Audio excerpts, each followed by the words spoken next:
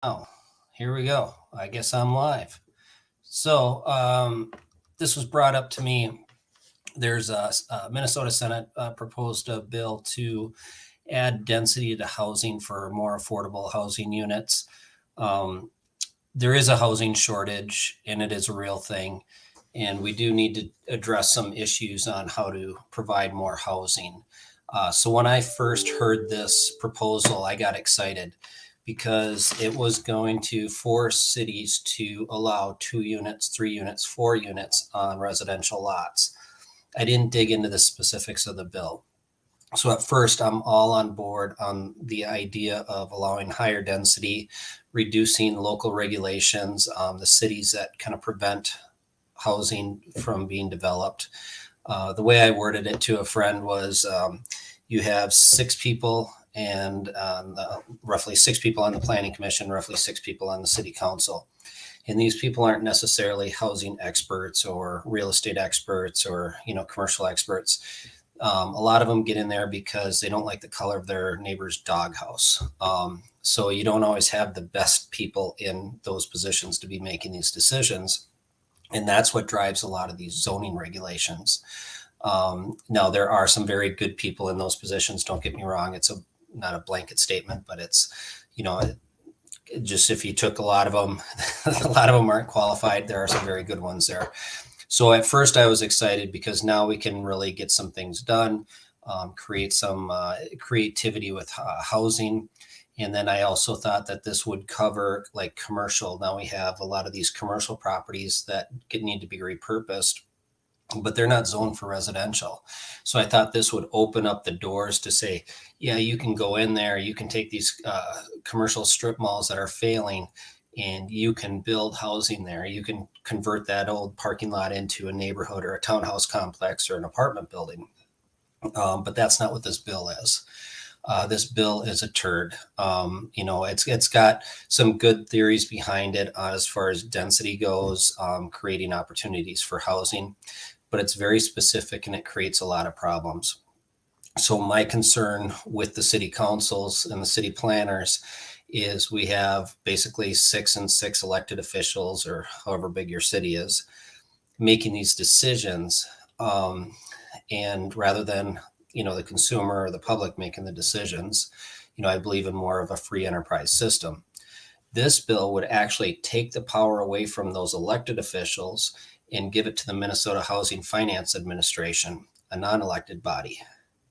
And then they would be able to override the zoning laws. So on principle, I oppose this just for that very reason. The closer you can get to the actual residents making the decisions, the better. I felt that the city council and the city planning commission was too far out of reach for the people that are going to get creative to fix this housing problem.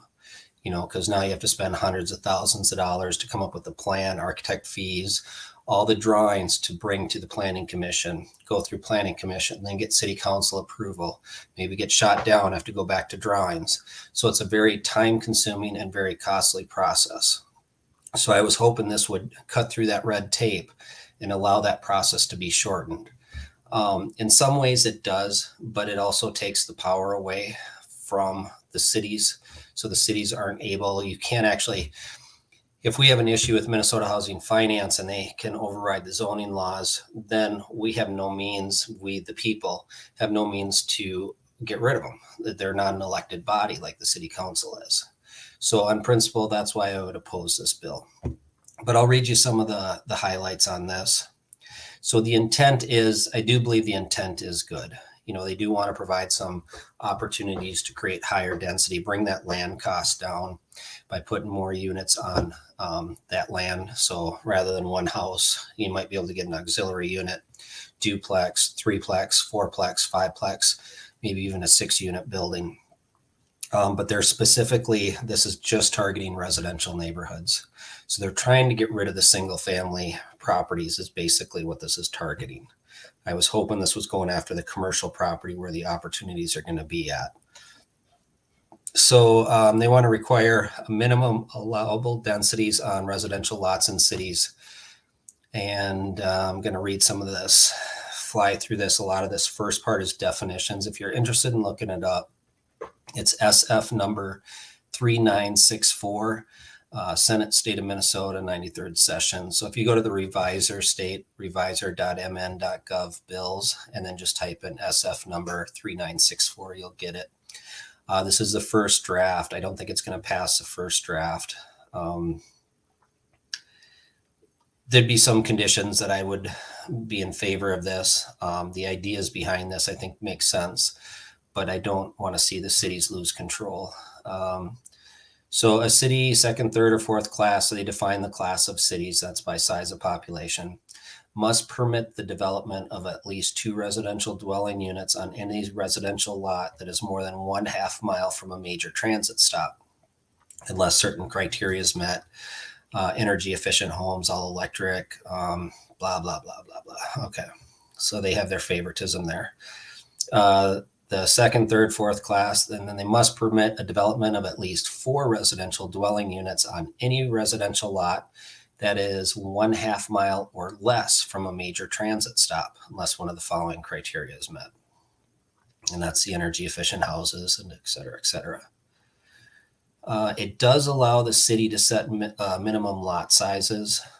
That gets down in later. I kind of highlighted a few things here. It's very lengthy. Accessory dwelling units authorized. An accessory dwelling unit may be built on any residential lot in the city, regardless of total lot size, street frontage, connectivity between accessory dwelling unit and primary dwelling on the lot. So as long as it's built within the state building code. And then there's also a provision in here that the city has to allow that auxiliary unit or any other unit to be able to connect to the city services, municipal services, I should say, the city water, city sewer, that kind of stuff, and power. So here it is. Minimum lot size permitted. A city may by ordinance require a minimum lot size in accordance to this subdivision. A little more specifics on that. I didn't get into the weeds on that one. There may be some sticky stuff in there. 1,200 square feet for a townhouse or cottage. So it does look like they're kind of regulating the city. So I got to reread that to understand what they're really trying to control there. City official controls limitation. City official controls establishing building height, yard setback, maximum lot coverage, that kind of stuff. A city may not require off-street parking space for residential dwelling unit that is 1/2 mile or less from a major transit stop. So again, that's kind of getting back into that. As public transit, you don't need parking. So a lot of these cities will require that if you do 4 units, you're going to need 4 or 5 parking spots. They're saying you don't need any parking spots. So, pros and cons to that, it depends on the situation, where that makes sense or not. Affordable housing replacement required. Affordable housing on a residential lot may only be demolished or remodeled for construction, and middle housing will be created. Okay, so this, I don't like the way this is worded. I read this as, if the housing unit is affordable, you have to replace it with affordable.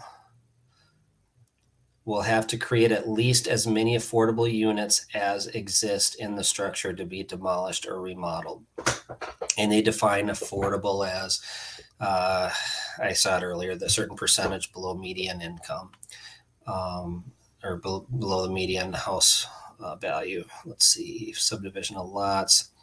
A city must permit a residential lot within the density requirements to be subdivided in a manner that allows all units to be built on the property to be single-family detached homes. That one I highlighted because I don't know what that says. City must permit units.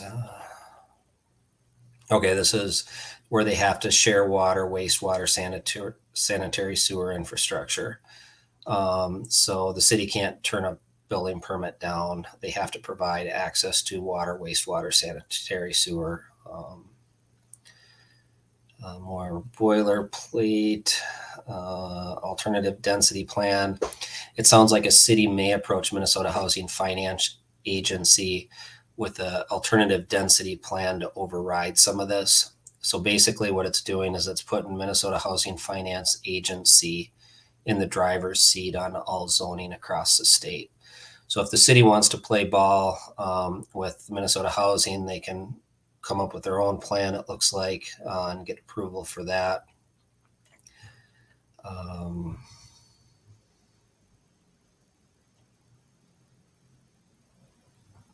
Okay, so home rule charter or statutory city may not condition approval of a residential building permit, subdivision, planned unit development on the use of one or more of the following: specific materials for aesthetic reasons, defined by state building code, minimum square footage or floor ratio areas, architectural design elements, not limited to decks, balconies, porches, gables, roof pitch, elevation design standards, garage square footage, common space, pools, or any common property necessitating a homeowners association.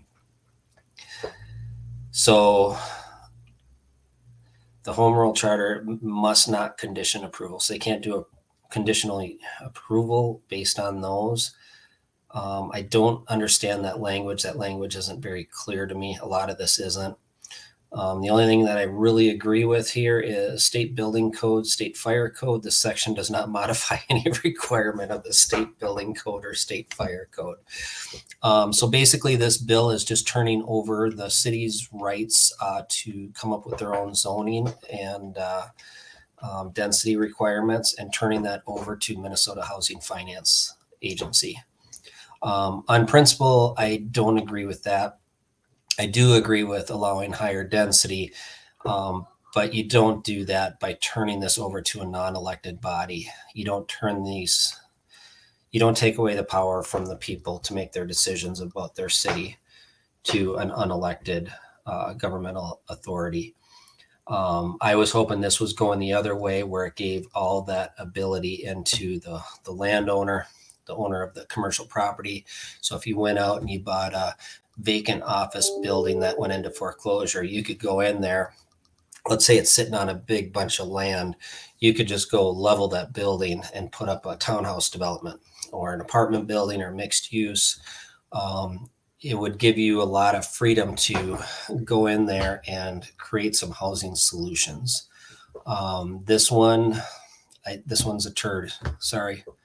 I was really excited about this when I heard about it, and I was excited. I dug into it tonight, quickly read through it, and then thought I'd jump online here and just share it. But yeah, this one, unless they totally redo this one's definitely a loser bill. So that is my opinion. If you want, I'll put the link in the notes here and you can dig into it. It's a real shame because I would love it if I could just turn any of my properties into like 2, 3, 4 units and create more housing. This would have been perfect for me. But on principle, I mean, even if I benefit on this, it's just not right to take away these kind of decisions from elected officials to non-elected officials, because then the people have no ability to vote anyone out. So that's all I got on this topic. If you got any comments or questions, throw that in the chat and we'll catch you later. Figure out how to shut down here.